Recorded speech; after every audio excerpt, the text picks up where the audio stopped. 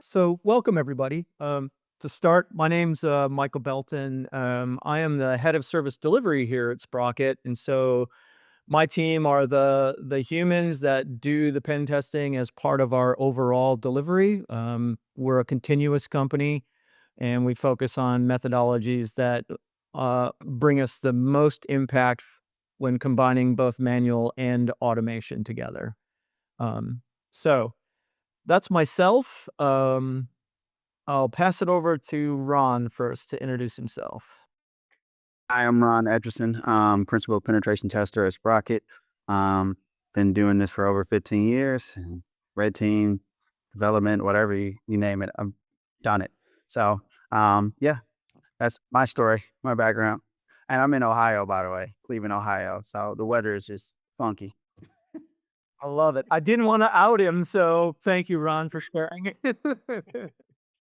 Justin? Sure. Hey everyone, Justin Wise here. I'm a technical account manager at Sprocket.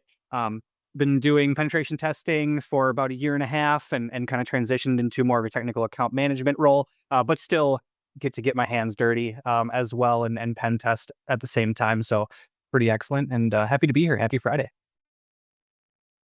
Topher?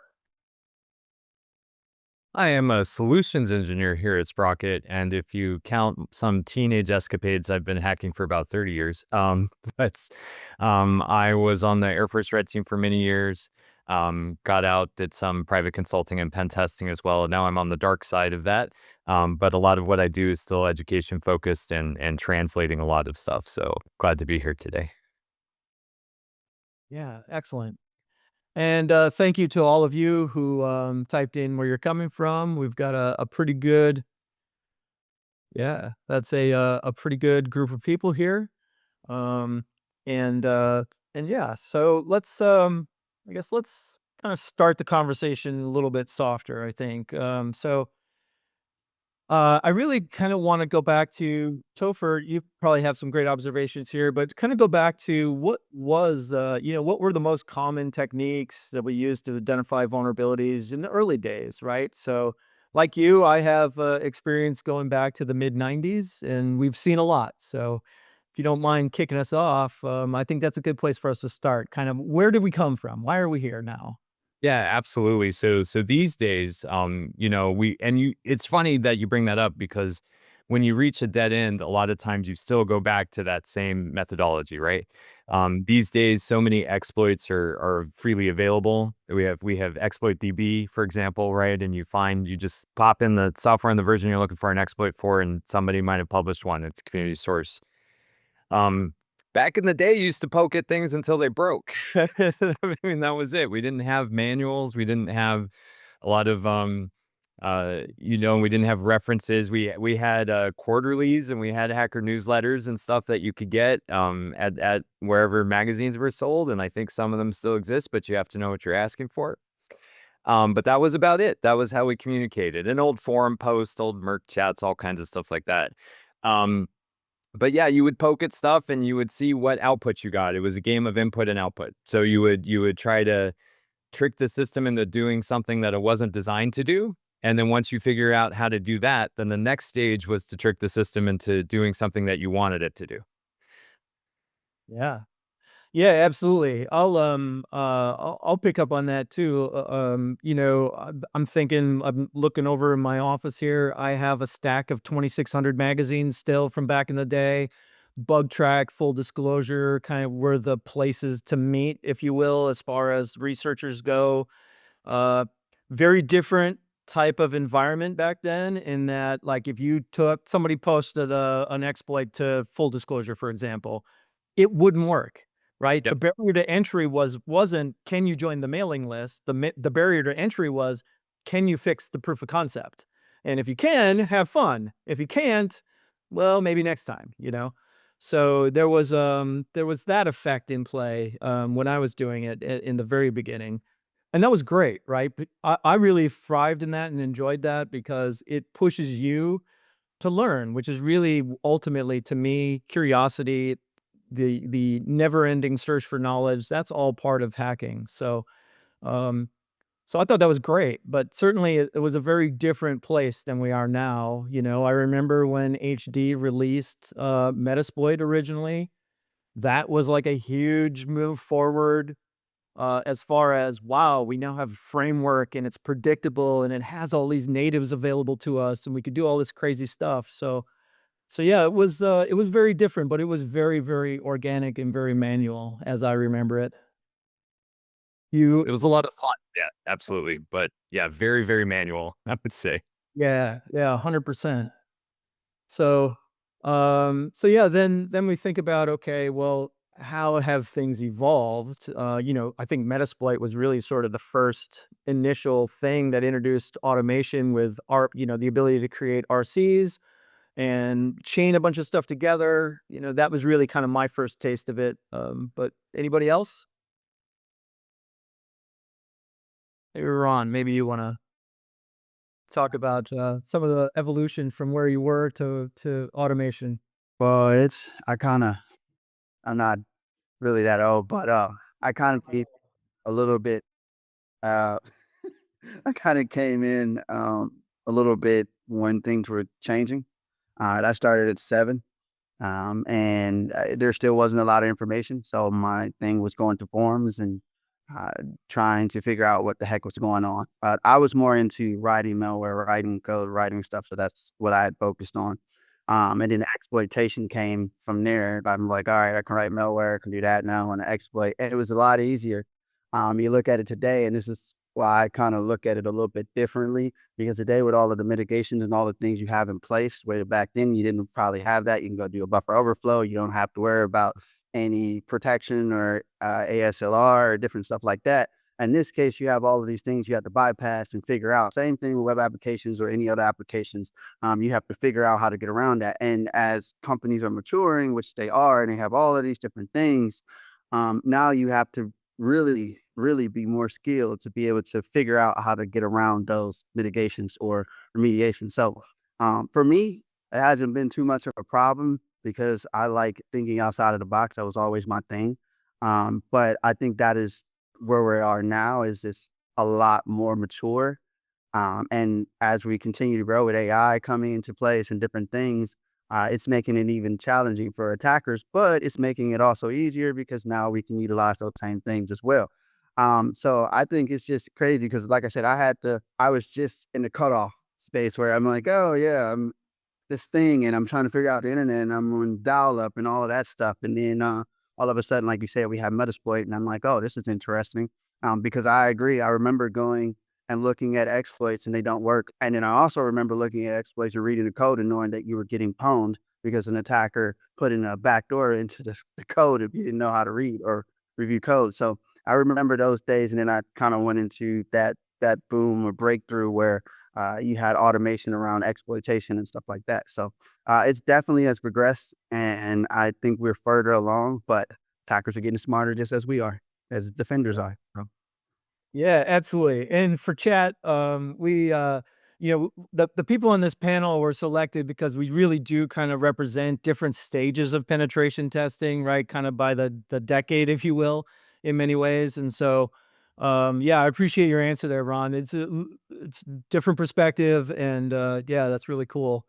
You mentioned one thing, though, that I often hear from people when I'm talking about pen testing, practitioners, when you're sitting at the pub or wherever, about, how it was so easy back then. You guys had it so easy, all those sorts of things. And yeah, I agree to some extent. It was easy in that the defenses weren't as robust, but it wasn't easy if you didn't know how to program and if you didn't know how to do a lot of comp sci work. It wasn't easy at all, right? And so, Justin, maybe you have some observations on that, kind of how things started out easy and are becoming more complex, and maybe are they still easy in some ways, I guess? What do you think? I don't know. I don't know about easy necessarily. I think going off of kind of what Ron was talking about, as things were just starting to get challenging from a defensive side of things, where I'm about 5 years into the industry as a career changer, a little later in life. And what I kind of noticed was a lot of the things that I was learning as I was just starting out into pen testing were fun in like virtual environments to learn the basics of a lot of these things using Metasploit all the time and all that stuff. But on early engagements, when I first started, a lot of those things that I thought would be relatively easy weren't necessarily possible as much or as often anymore and weren't as prevalent. So, like Ron was saying, thinking outside of the box and doing a lot of outside research um, was really, really helpful to see. Um, a lot of the easy things I was looking for weren't necessarily there as often as I would have liked them to be. So that's where I see James has a question in the chat. Um, Advice to someone who's getting into pen testing, where I was, just a couple short years ago. I think doing that outside research and kind of putting yourself out there, there's a lot of resources at your disposal to be successful as a career changer or as a young tester emerging into the industry. So, utilizing things like this and a lot of online resources, Hack the Box and things of that nature, were very helpful to kind of um, learn those new up-to-date attack methods and things like that. Yeah, that's awesome, Justin. I agree. And also, James, I would just say I spent a few years teaching at a technical college here in Wisconsin, and one of the things I like to tell people who are interested in getting into pen testing specifically is that you really kind of need to really bone up on fundamentals, right? I'm a big believer in the idea that you can't break the rules if you don't know what they are. And so you really kind of need to understand how and why all of these systems work the way they do, why system administrators deploy things with certain configurations, all of that kind of good knowledge. And unfortunately, a lot of that is just if you're not getting it from your schooling, excuse me, specifically, then it's really just, for lack of an elegant way of saying it, it's ass in the saddle, right? You really just kind of have to spend some time understanding how and why people build networks the way they do, and think about the decisions that are made, and once you start to really kind of get a relative understanding of that, then you start to become more informed of, okay, I've got all these cool tools. Now I actually know why I wanna use them. Mm. Not how to use them, why to use them, and that's the typical part, right? You can spray and pray all day, you'll just watch stuff bounce off of stuff, and you'll make lots of noise, and, that'll be that, um, but if you really wanna get into it, you have to really focus on fundamentals and think about how the toolkit you have in front of you can be applied to attack those things. Any other thoughts on that, Greg? Yeah. Yeah, so I mentor a lot of people as well that are very interested in going into the field, and I just want to echo that like 1000%. And then you see that on the defensive side too.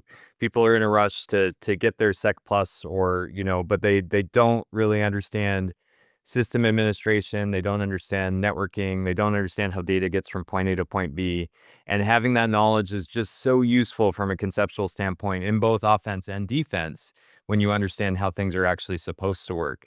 The other thing that I like to say, and these are all the technical people, and now I'm on the outside of that, is brush up on your communication skills. That's something that pen testers need a lot of. Brush up on your ability to educate, because you can be the most technically savvy person in the room, but if you can't communicate your thoughts on that, then nobody's going to want you in the field, because report writing and all that fun stuff is a core component of the job. So make sure you have those skills as well. So my best advice for that is to educate people on difficult topics and see how you can do that. Yeah, great. Great advice, 100%. Excellent. Well, I wanna keep us on time here. We got about 25 minutes left by my clock. So, moving forward a little bit, um, I think an interesting topic to talk about is really around this embrace of continuous, right? We started to talk a little bit about automation, and we really went more into penetration testing, but to bring it back to the automation and back to continuous, this idea that there's been a sea change, and really, honestly, it's been coming for a while, right? But the inclusion of heavily automating specific tasks and specific workflows and attack chains and things like that has obviously had a big impact on the industry. And at Sprocket here, we really specialize in those things. And so A couple of just kind of a free form conversation, but a couple of points to get us started, right? Maybe a discussion about thoroughness and efficiency as we move away from manual and into automation. How do we, how do we know that the automation is doing what we would or as well as we would? Uh, Quick break. Right now it's a lot of humans still. And then, maybe some challenges organizations face as they move from point in time to continuous. Topher, would you mind starting us there? Yeah, absolutely. I think, so we have a really unique model, and I'd love to talk to you all about it at some other time. But we still start with a baseline test, so kind of your traditional penetration test, and that really is a core thing that we provide to make sure that we're still aligned to that and understand the baseline of the environment before we proceed with the automation. Whereas there's a lot of tools out there that just kick right off right away with the automation, cause a lot of noise, a lot of issues, poking at things that you didn't configure correctly or you didn't really look at, and it's very difficult to understand your findings from that in context. And so I would say, there's as you had said, Mike, like that is definitely where things are trending. We understand, CTEM is the buzzword du jour from Gartner, and just the fact that continuous threat exposure management and continuous and pen testing is really aligned. We want to make sure that we're able to validate all of those findings as they come in, and be able to understand what it means in context of the environment. So I think that really the hybrid approach that we all talk about here at Sprocket is the best approach for that. Having human eyes on, understanding the context, understanding where we can use automation and where we need to have manual intervention. Yeah. Justin, I'm curious to hear your thoughts. I know, for example, like change-based testing across a massive attack surface, a couple million assets. Um, yeah, maybe you have some thoughts on that and sort of how things have changed and maybe how it impacted efficiency. Yeah, I think change-based testing has been incredible, leveraging the automation that we can use on the back end to scan our customers' networks and look for things as they're putting up new assets exposed to the internet and things of that nature. It's helped a lot for us. I know I worked on that side of the testing team for a while, just looking at changes within all of our customers' infrastructure and going in and testing those specific assets to see if vulnerabilities were there. I think that's really helpful as a tester to have those tools at your disposal. So you have automation kind of working for you on the back end, running, scans continuously and being able to grab that data all the time, whether it's from an emerging threats perspective and new, vulnerabilities coming out in the wild, and you have these new assets constantly that you can pull from and test against, all these new exploits that are coming out, or if it's just a standard operating procedure that we go through from an external NetPen perspective, and you just want to look at these new assets that are just being put up. There's a lot of benefits to having that automation working on the back end for you to discover these new assets that you can run a string of different methodologies on. So it's very, very helpful.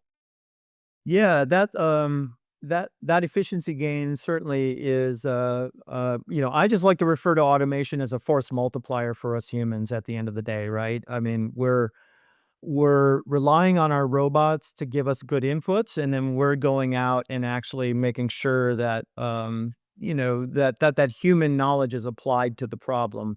And great for things, right? Change-based testing, I'm glad you kind of drilled in on that, right? The even just that simple mechanism that continuous allows is interesting because you have configuration drift in these systems, right? Or you deploy a new system and your golden image was deployed properly, but some AD policy didn't sync correctly. And you have no way to know that if you're not validating through active offensive actions. And so yeah, that's a great example. And it's interesting to build on and kind of see how continuous, at least to me, continuous provides a more granular set of findings or can provide a more granular set of findings depending on how you've scoped your testing related to those things like missed deployments or whatnot.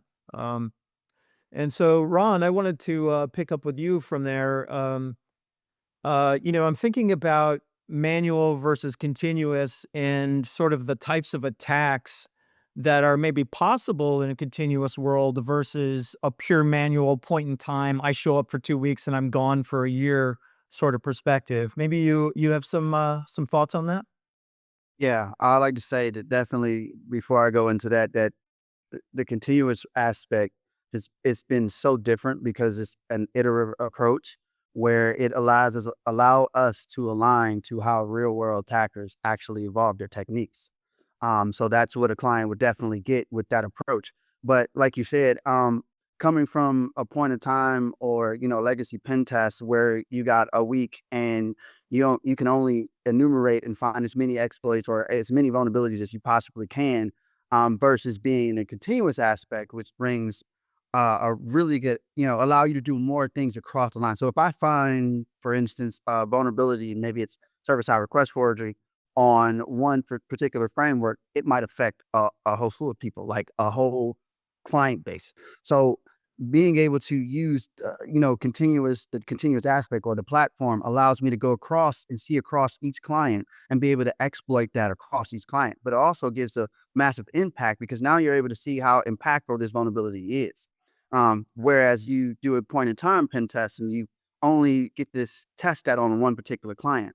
And then, you don't know if you can test it on another endpoint, or you don't know how massive this attack may be. So having that, having the continuous aspect and being able to use the platform like we do, it allows us to really go across and see how many clients are affected. And also allows us to tweak that as well because every client's environment is different. So I mean, this is a really, really good approach. And it also aligns those in for people who or clients who do like bug bounties.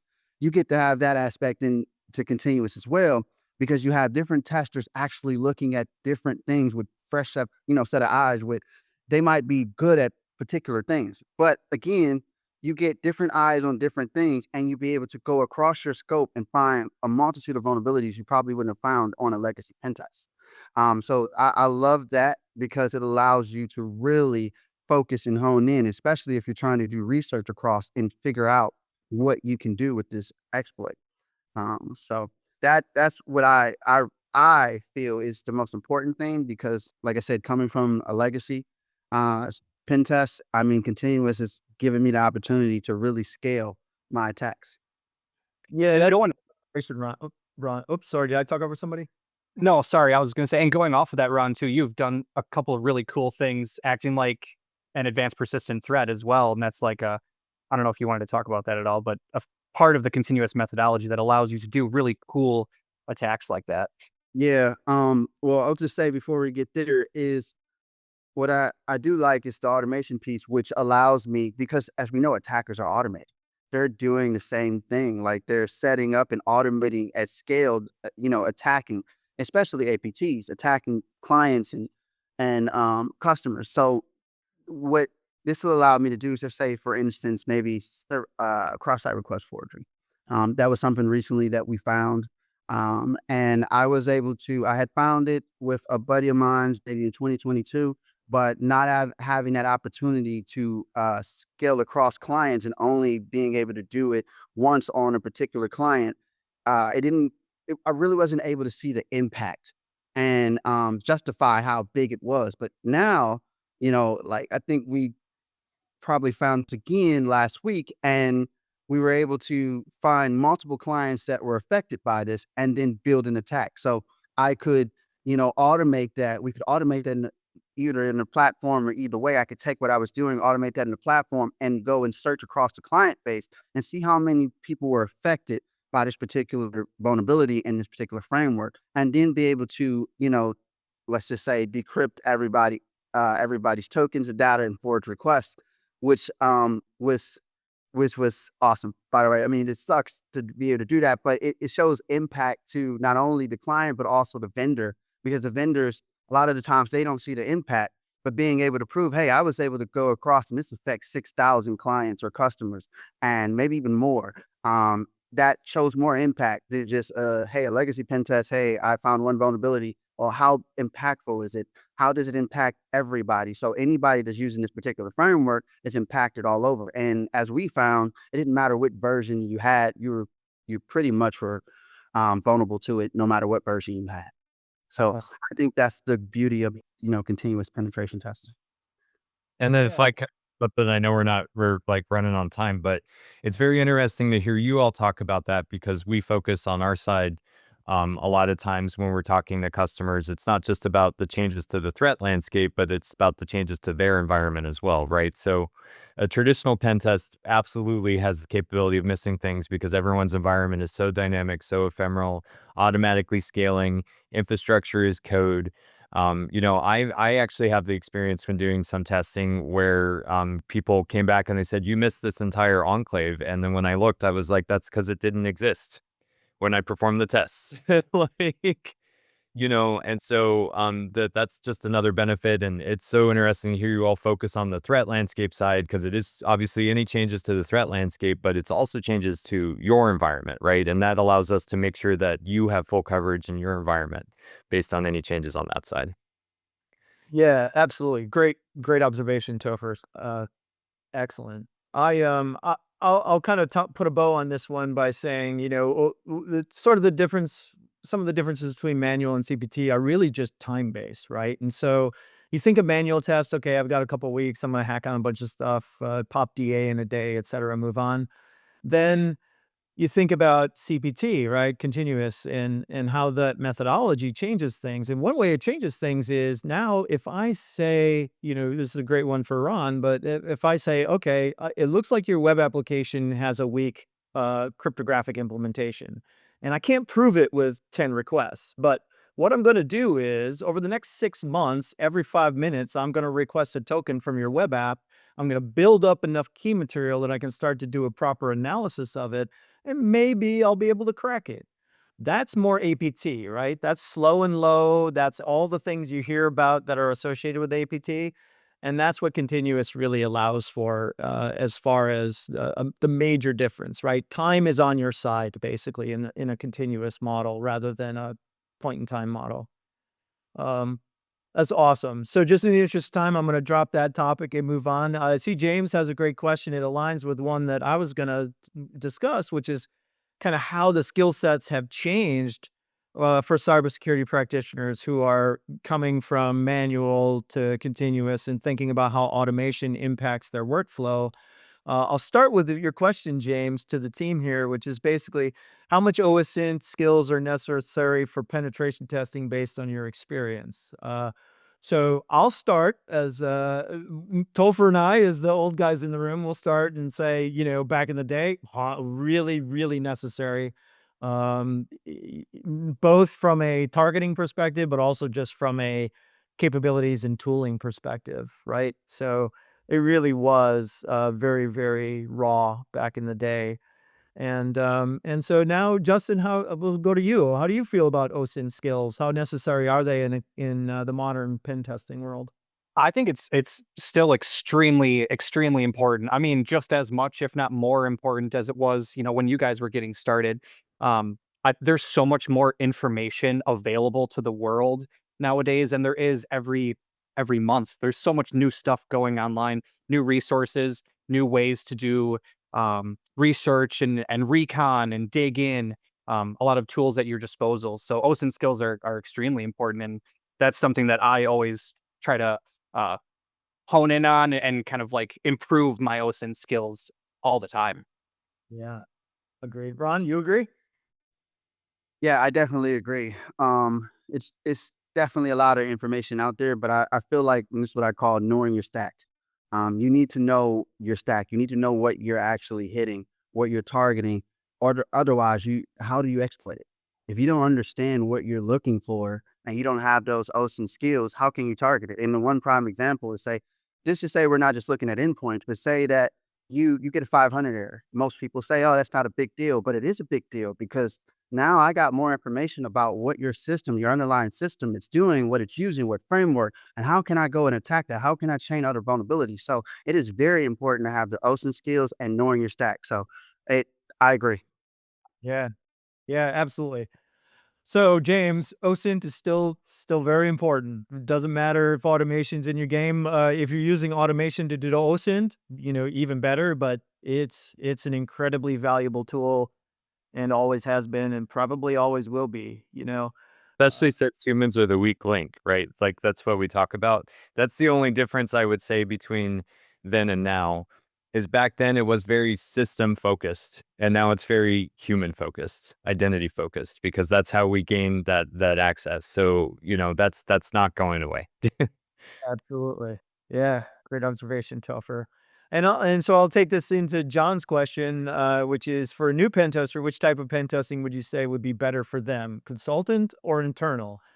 I'll start this one. My preference, and this is how I came up. I've never been an internal corporate pen tester. I've only been a consultant, and for many years, well over 10 years doing consulting. And the reason I say consulting straight up is you get exposure to environments you wouldn't possibly see any other way, right? And every customer's got a different way of doing things and they got different tech stacks and all of that. So if you really want the most exposure to the broadest set of technologies possible, consultant's the way to go. But guys?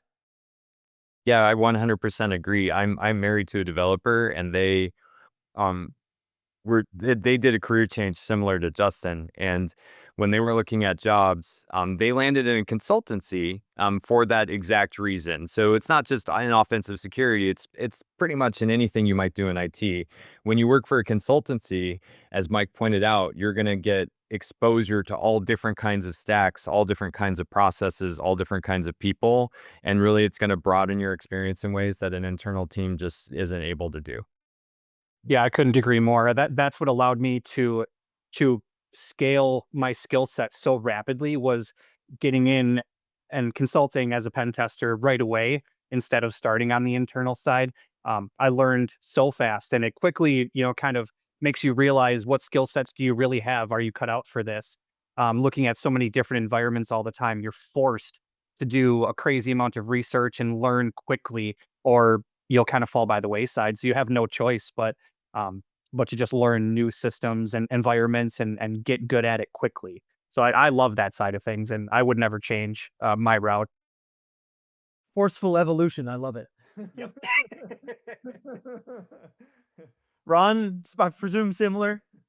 Similar, but I do have a takeaway for this. Is I started internal.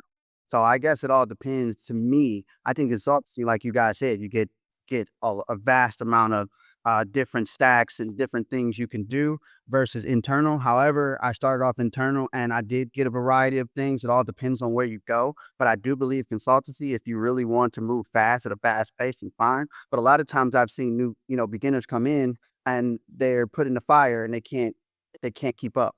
So not it may not be consultancy for every person. It may not work. So internal could be good for you if you want a slower pace and kind of get through and understand things better. But again, if you really want to move at a fast pace and learn very quickly and be able to touch as many devices and different things and areas that you can get into, that might be the best option. But it all depends on your preference of where you're trying to start and where you're trying to go. But I do agree. But internal could be better depending on your how fast you want to move. Yeah. Yeah, that's a good point. That's certainly a good point. Internal is the next place. It's a consistent environment, and so some of the chaos that Justin had alluded to, you either lean into that or you don't, right? And for some people, that's not the way to go. For me personally, I'm a let's jump in the deep end of the pool and see if we know how to swim kind of personality. Um, but there are certainly good arguments for both sides. And just to follow up on James, can you please shortly tell what is the difference between internal pen test and consultancy? Uh, yeah, I'll just answer that real quick. I mean, basically, for an internal penetration tester, like we said, you're usually working for a more mature company with a more mature information security perspective and capability. And so, in that environment, you're continuously, if you will, red teaming, right? You're always looking at systems kind of on demand. Your customers are all internal to you. Um, and it's nice because it is a predictable environment and you can really specialize and practice in that environment and get to know it before throwing yourself into the consulting world. So that's the key difference to me, just sort of predictability about what you're going to be testing, James. Good stuff, guys. Ron, did you have something else? No, I agree with you. Like I said, that makes total sense. Predictability, and that's what I experienced. It's just predictability, and it was easier for me. Like when I got in consulting, once I had that experience and that it was a slower pace and being able to predict and kind of practice my skills and hone in from an internal penetration tester standpoint. Once I got to consultancy, it was easy because I mean, literally, they throw you right into the fire. I've been in some places where the first day, as soon as you start, you're expected to hit the ground running. So, like I said, it all depends on where you're trying to go. Yeah.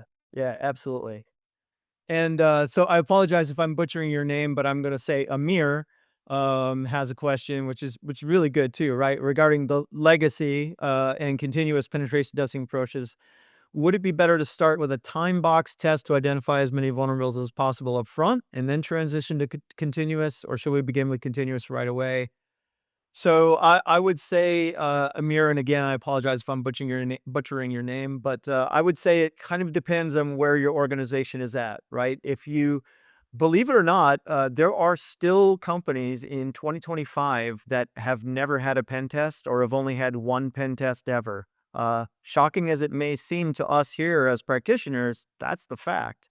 And so if you're in that situation where the organization you're working with has only had very minimal experience with penetration testing, then, then I think continuous has maybe more impact, because you're probably going to uncover a lot of problems as you go, right? Rather than trying to say, okay, well, give me a bunch of problems, I'll take a year to solve them, and then come back and tell me my next problems. Well, the internet's moving so much faster than that. You're way behind already, right? And so, what continuous offers you is that iterative, as Ron said, that iterative approach. Like, okay, we did this baseline of stuff and you've remediated. Now we're going on to the next level of compromise and the next level. And we just build the layer cake until we get to a happy place of remediation and where we feel we're confident, our defenses are reacting and working properly. Um, as Topher said, the way we approach it here is we do both, or maybe Ron said that. We do both, right? We start with a baseline. We do that because we want to provide a familiar experience with a familiar set of outcomes. And again, we're going to build off of that as part of our continuous model. So we just want the baseline so that all of us, internal and the customer, know where we're at, and then how do we get to a more mature state? That's what the continuous piece brings in. But anybody else? Yeah, absolutely. I was just going to say a question I love to ask in regards to that is what did you do with your last pen test report? Is it in a drawer somewhere? Did you send it to your auditor and not do anything with it? Right. And so I think like a lot of organizations, as Mike pointed out, when they first start testing, they're quickly overwhelmed. Even when they first start getting into vulnerability management and they have 20,000 vulnerabilities in their environment, and they don't know what to do. And so I say that the continuous approach, and we talk about this here internally too, definitely more aligns with a more mature team, I would say, because they understand what to do with the findings once they're there. They understand that the goal is to get to remediation. The goal is to get your environment into a better state overall. And so, and as I mentioned before, right, like any good continuous testing model is going to start with that baseline test anyway, because we're going to use the automation and the continuous model to perform incremental testing that's more efficient for everybody involved. So, and that kind of harkens back to what I said. It's some tools out there, and I'm not here to bash competitors or anything, but some tools out there just kind of start with that continuous model right out of the box, and they lack context and they lack that deep dive. Yeah. Yeah, great answer. Justin, have Ron, anything? Nothing much to add. You guys hit the nail on the head perfectly. Oh, stop saying that. Yeah. Excellent. Yeah, it's really one of those things where no matter what is going on in pen testing, automation has been there for a while. In my experience, right, automation has sort of started with, okay, I want to do bug bounty hunts, but it'd be great if robots were doing all of the boring stuff for me. So you start to automate that at that level, right? Pen testers individually have been doing this for quite a while, whether it's putting something in together with Ansible or whatever you're doing, right? It's definitely not a new phenomenon. I think the newer phenomenon is that um, you have companies with access to a lot of customers, and we're starting to think about how we approach those problems in a different way. That's really kind of the meat and potatoes of it for me right now. So good stuff. I know we're at time. I did have one last topic, at least. I've got a bunch, but one more that I wanted to touch on, just kind of pie in the sky future looking for you guys. AI and ML. Everybody's talking about it. Everybody wants to have fun with it. There's some ridiculous stuff going on, but there's still quite a bit of limitation, even as practical as hallucinations on down, right? So, um, how do you feel about that, right? How does AI and ML play in modern CPT, and how does that different than rules-based automation, which is kind of where we're emerging from right now in many ways? Anybody want to take a step? Nobody wants to. So I'm here in San Francisco for the RSA cybersecurity conference. And on the drive up here, I saw 52 billboards that said AI on them. So I think, my personal opinion of AI, and I can't wait to hear Mike's, but my personal opinion is it's definitely very overhyped, very good at what it does now. When we're talking about storing and regurgitating information. So someone actually at the conference gave me my new favorite quote, which is, it's like a very lossy compression format for all of human knowledge. And so, from that perspective, um, even on the ML side, repetitive tasks, it's great for doing things that we used to use programming for that were repetitive. And but it doesn't do novel things, right? So it still has a hard time chaining together novel attack paths. It still has a hard time understanding new exploits and new ways you can exploit things, different tactics, being able to poke at things as we talked about at the very beginning here. We still you still get to that when you hit a dead end as a tester on the offensive side.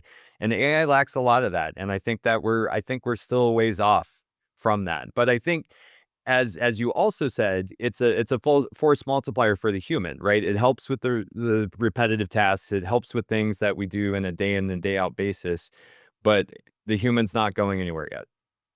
Yeah, I would agree with you, Topher. I mean, I'm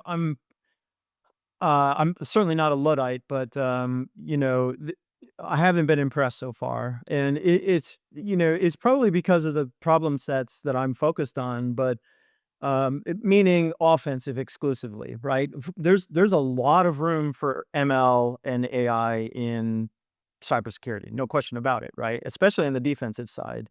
Um, Sort of anomaly detection and those sorts of things, great, good stuff, right? Um, when it comes to offense, though, I'm really of the opinion that when you're going to have an automated, weaponized platform, you need humans in the loop, and that's just the way it should always be, personally, in my opinion. And the other real benefit there is human insight is still far outpacing what we can do with public ML and public AI. Maybe somebody in a lab's got something that lives and breathes, I don't know. But as far as the things I know about that are public, we're quite a ways away, right, from eliminating a human from an offensive stack, so to speak. So I want to make sure I leave time for Justin and Ron to input as well, but I'll just leave it there. But thoughts, guys? Yeah, I agree with you guys. It helps attackers. Attackers are obviously using it. If you look at any blog, they're using it for different reasons. But I think it's only useful if you know the subject. Like you can do some crazy stuff, but you have to understand it because a lot of the data is wrong, and it may not understand anything. So it's almost as you have to teach it, and that's what the whole point of machine learning is in general. But it's not always accurate. So the time you spent trying to come up with something, you probably could have did that yourself because you're going to spend time debugging, trying to figure out why the hell this doesn't work or why this is not working, versus when you could have did it yourself. So we're not at that point where it understands and is correct about what it's doing. So you have to already, as an expert, understand the topic or what you're trying to attack to be able to move it in the right direction. So that's my thought on it. Is we definitely gonna still need humans. I think we'll always need a hybrid approach. But obviously we're not there yet. So Not to interrupt, but my other favorite quote on AI is, "It's amazing how ChatGPT knows everything about stuff I know nothing about, and only about 40% about stuff I know very well." That's another observation. Yes. Speaking to Ron's point exactly. We can do some really cool stuff with ML here inside of Sprocket, but I'm not pushing it to production yet. That's for sure. So great stuff. We're 5 minutes over, so I appreciate everybody sticking with us. Great questions. Really appreciate the participation from the attendees. Thank you very much. Um, I guess I don't really have a graceful way to end, but other than to say thank you very much for your participation. Thank you guys for showing up and sharing your knowledge with everyone. And yeah, thanks, John. Thank you, John. And yeah, it was great having you all here. And again, thanks for the inductions in the beginning. But stay tuned. The next one's coming soon. I don't know when. I probably should. I'm terrible with that. I apologize, but there's another one coming soon. So thank you again, and hope to see you at a future one. Bye, everybody. Have a great weekend, everybody. have a good one. Very good one.